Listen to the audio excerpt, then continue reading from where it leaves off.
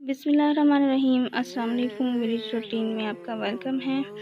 तो आज की वीडियो छोटी सी वीडियो आप लोगों के लिए, अगर अच्छी लगी तो लाइक शेयर एंड सब्सक्राइब कर देना। और ये है जी बग्गा और वो है जी कैट। कहाँ से पकड़ के कैच ली मैंने इसको, खैर कोई बात नहीं। इनको मैं डालती हूँ यहाँ पे चोकर। इसमें चोकर और मक्की दोनों मिक्स हैं, तो ये बहुत शौक से खाते हैं। ज़्यादातर इनको यही डालते हैं और अभी भी मेरे पास बैठे यही खा रहे हैं ये लोग।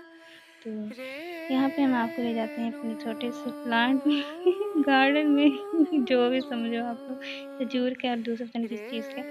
तो मैं वापस आई तो अभी तक चोकर को ही लगे हुए थे, और क्योंकि ये बहुत शौक से खाते हैं इसलिए जितनी मर्ज़ी डाल दो खाते रहते हैं माशाल्लाह। लाज़मी बोल दीजिएगा।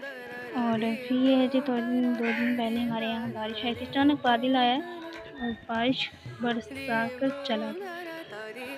बहुत अच्छी बारिश हुई थी। मैं तो नहीं नहाई थी क्योंकि मैं नहीं नहाती हूँ ज़्यादातर, मेरे टाँगों में दर्द होने लग जाता है। तो फिर मैंने बस वीडियो बना ली, सोचा अपने दोस्तों के साथ शेयर करूँ।